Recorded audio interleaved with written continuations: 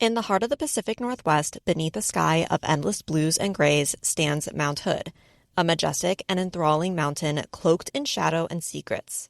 For decades, its icy slopes have lured climbers seeking the glory of its peak, only to have many vanish without a trace, leaving search and rescue to step into the mountain's eerie silence.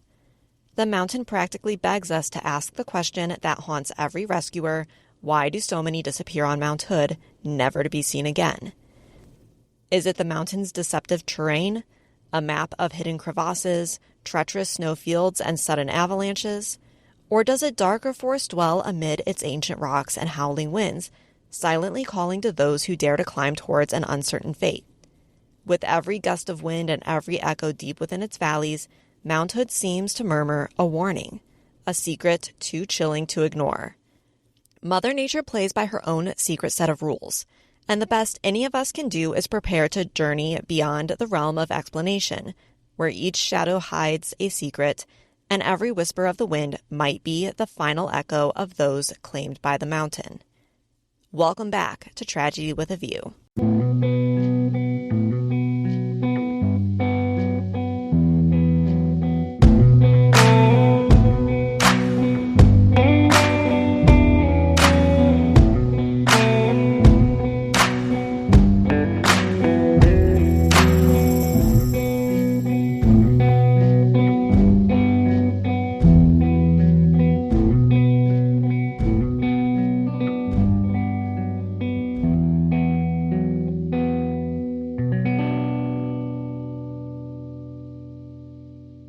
Hello, hi, welcome back. I am your host, Kayla. Very quickly, I mentioned a couple of episodes ago, and I'm going to continue to do this until things actually happen, but I am doing a merch launch similar to how I did in the fall, starting in June. So essentially, this is again going to be like a pre-order, so items will become available. You will have access to place your order, and then there's going to be just a little bit of a delay in actually getting your order, because once pre-orders close, I will then order the product and get it to you. Okay, second, I need to make a huge apology to my Patreon subscribers, because for whatever reason, I just completely blanked on the fact that I'm supposed to be giving you guys shout outs, and I am so sorry about that. So very quickly, I would like to thank the new members some of who at least have been members for a couple of months now, and I'm so sorry. I just blanked on that. So without further ado, Angela, Debbie, Michelle, Haley, Zach, Amelia, Danielle, Macy, and Regina, thank you so much, you guys, for joining the Patreon page. I'm happy to have you, even though I forgot aspect of what I am supposed to be doing for your benefits. And then last but not least, if you listen to the second exclusive episode, which was released about a year ago, Samantha and I talked about a really heart-wrenching search for 3 climbers who died on Mount Hood, and only one of them was ever found. And it's really just such a sad story. And for the story that we are digging in today, it has an eerily similar feel. So, standing at the foot of this colossal giant, Mount Hood is a mountain steeped in ancient legend and timeless beauty. Mount Hood rises like a majestic sentinel, its summit capped with glistening snow that shimmers under the early morning sun. The peak, etched against a canvas of pastel dawn skies, exudes a quiet power of nature's artistry. Visualize rugged slopes draped in a patchwork quilt of evergreens and alpine meadows. In the warm glow of every sunrise, the forest floor comes alive with dewdrops sparkling with delicate wildflowers, while a crisp breeze carries the invigorating scent of pine and earth. Hints of frost cling to rocky outcrops as if nature itself has painted every detail with care. As the day unfolds, light plays across the mountain's weathered face, a mosaic of shadows and highlights sculpted over the millennia. The mountain's imposing silhouette is framed by drifting clouds that occasionally veil its grandeur, leading to an era of mystery. One can almost feel the ancient spirits of the earth whispering in the rustle of the wind, inviting you to appreciate both its formidable might and its tender, poetic grace. In the dusky twilight, Mount Hood transforms into a realm of soft hues. The fading light casts a long and gentle shadow across its slopes, and the peak glows as though it holds the secrets of centuries past, a silent, steadfast tribute to the enduring wonder of the natural world. Now, Mount Hood stands at 11,244 feet tall, or 3,427 meters. It is the tallest mountain in the state of Oregon, and it is about 50 miles east of Portland. Mount Hood is a stratovolcano, which means that this mountain grew not from the plates shifting and causing the ground to rise higher into the air, but rather from each eruption leaving a layer of ash and lava behind, which then hardened before the next eruption added another layer. This started as far back as 700,000 years ago, and it is estimated that the tallest this mountain reached was closer to 12,000 feet, or 3,657 meters, but it has decreased in size due to erosion. The last major eruption on Mount Hood is estimated to have been in the 1780s, and while it is dormant, the mountain is still watched for any activity that may indicate a future eruption. Mount Hood and its eruptions have played a vital role in not only the ecosystem and the geology processes in the area, but also the cultural and historic impacts of the Pacific Northwest as well. Mount Hood is a hugely popular location for both snow sports and rock or ice climbing. Mount Hood has 11 active glaciers, which are Zigzag, Reed, Sandy, Glissane, Ladd, Coe, Legiel, Elliott, Newton Clark, White River, and Coleman. There once was a 12th glacier known as the Salmon Glacier or Palmer Glacier. However, it lost so much size and movement during the 20th century that it was downgraded to a snowfield. Mount Hood sits inside Mount Hood National Forest, which contains 1 million acres of forested land that draws over 4 million visitors each year.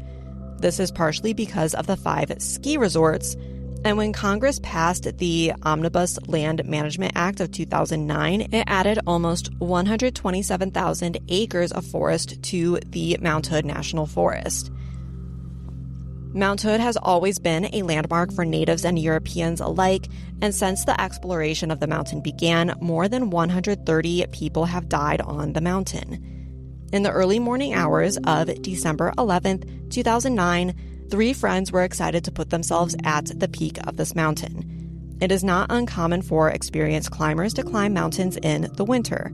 For one thing, warm weather brings a higher likelihood of falling rocks on the steeper routes, but also the snow and ice just make things more stable when it's cold, like, the winter.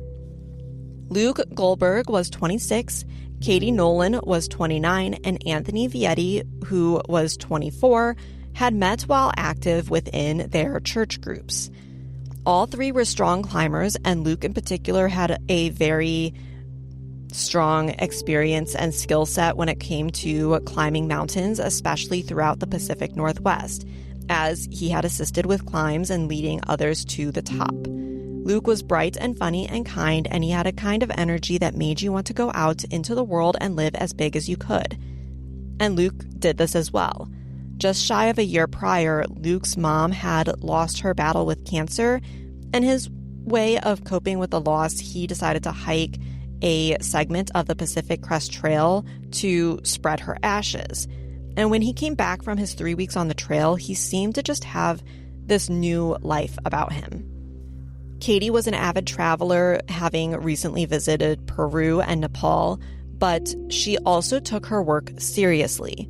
She was going to school for her master's degree in social work and could often be found heading out into the streets to speak to homeless women about housing assistance programs. Anthony himself was a member of the Olympic mountain rescue team in 2005. He was smart and kind and faithful to his commitments. Luke, having the most experience with planning climbs, outlined what the trio would be doing, the route they planned to take, and what supplies they would need. The three stayed the night at Timberline Lodge that sits in the Mount Hood National Forest at about 6,000 feet or 1,829 meters in elevation. This is a common starting place for many people who intend to climb Mount Hood, especially when they're doing so in a single day, like Luke, Katie, and Anthony were planning. At 2 a.m., they woke up and set out from the lodge. The weather was predicted to be mild and sunny with clouds rolling in during the afternoon, and they expected this climb to take roughly 12 hours. They intended to climb the Sandy Headway route, which is a challenging route that includes steep climbs and is considerably more difficult to climb than the normal route to the peak of Mount Hood. This route is challenging not just from the technical climb required, but also due to the remote and inaccessibility in the area. But something during the day changed. They were supposed to return by 2 p.m., but when friends hadn't heard from any of the climbers, they called Clackamas County Sheriff's Office, who requested search and rescue to go do what they do best. Portland Mountain Rescue responded at 4:30 a.m. the next day on December 12th and was able to determine, based on the paperwork that they filed with the Forest Service, that they intended to take this very difficult route. Search and rescue then made their way to the head wall, but when they got there, they found footprints that appeared to go from the base of the head wall and then turn around. Following these prints, they led to, instead, the Reed Glacier route. This route, not unlike Sandy Headwall, is a very challenging and probably one of the more advanced routes to climb on Mount Hood. Based on what search and rescue saw, there was no clear indication for why they decided to make this change. But it was here that search and rescue found Luke's body. He was on Reed Glacier at about 9,000 feet in elevation, or 2,743 meters in elevation, and with him he had one of Katie's gloves. He was missing his pack, and he was also only wearing lightweight clothing, and they did not find any climbing tools nearby. Once an autopsy was performed, they determined that there were clear injuries that were consistent from a fall that was not lethal, but damaging enough that Luke would succumb to hypothermia shortly after. Continuing to follow the tracks, search and rescue found Luke's camera and cell phone, but this was only part of the story. Much like the 2006 search that we covered in the second exclusive episode, which those events occurred almost 3 years prior to the date, storms were rolling in. By the next day, storms dumped 2 feet or 0.6 meters of snow on the mountain. Avalanche conditions skyrocketed. The visibility was reduced to almost nothing, and still, rescue organizations did their best to find Katie and Anthony. The entire time, 60-mile-per-hour winds raged over the mountain and surrounding forests, and as soon as one of the storms let up, another one was right on its heels. The temperature was hovering in the teens Fahrenheit or in the -7 to -12 degrees Celsius range. For 5 days, Portland Mountain Rescue, Clackamas County Sheriff's Office, American Medical Response Reach and Treat, Mountain Wave Emergency Communications, Oregon National Guard, and the 304th Air Rescue all did their absolute best to locate anything that might lead to Anthony or Katie's whereabouts. Helicopters and fixed-wing aircraft circled the mountains, but they also could not find anything. And unfortunately, with the dangers presented to search and rescue personnel, coupled with the information provided by Dr. Sherry Schmidt, they would have to make some decisions. Dr. Schmidt stated that the likelihood of them surviving at the 48-hour point was only 1%, and each day after that, the chances diminished more and more and more. The search was suspended, planning for a recovery search to be picked up when summer arrived. The entire time, the families were kept in the loop, and the decision to suspend the search was a heart-wrenching and nearly impossible decision to make. The 2006 tragedy, where one man survived for nearly a week in a snow cave, was ripe in everyone's mind. And in the end, everyone agreed.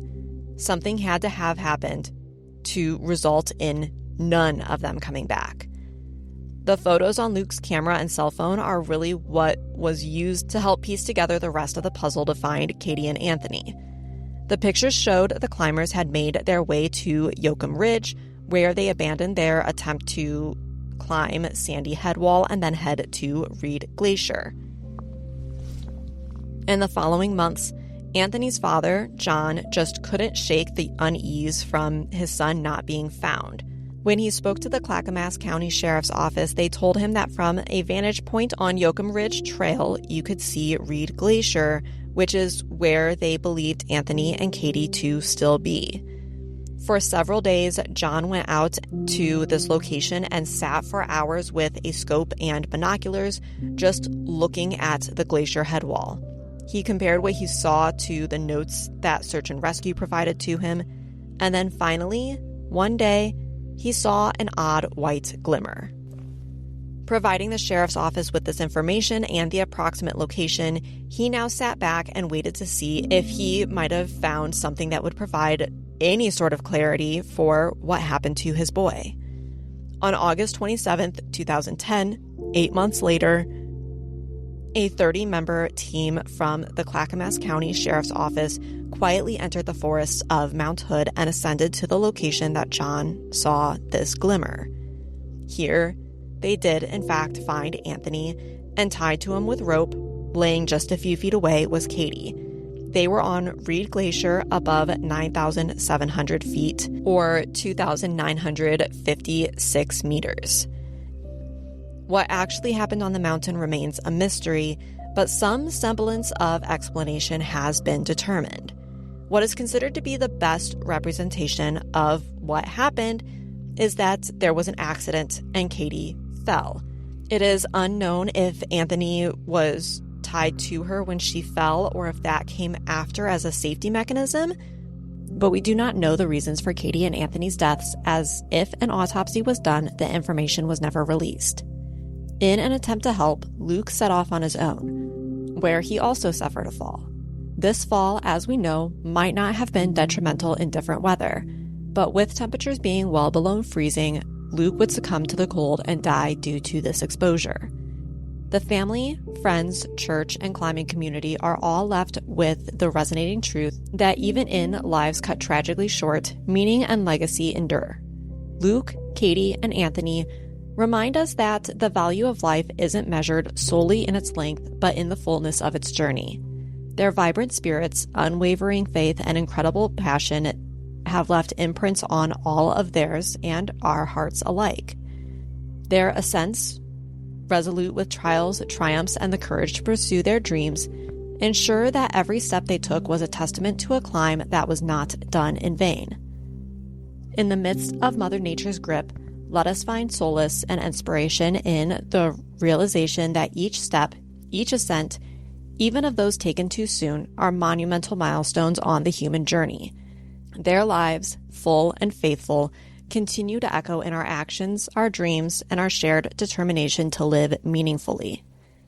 Thank you for listening. We'll talk next time. Bye. What is life without close calls with disaster?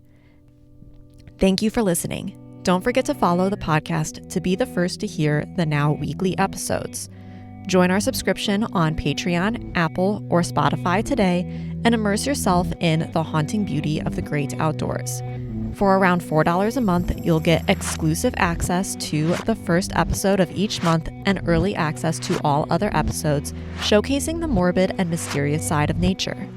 Please reach out with story requests, and if you have your own story, please email tragedywithaview@gmail.com for a chance to have your story featured on a later episode. Again, thanks for listening. We'll see you next time.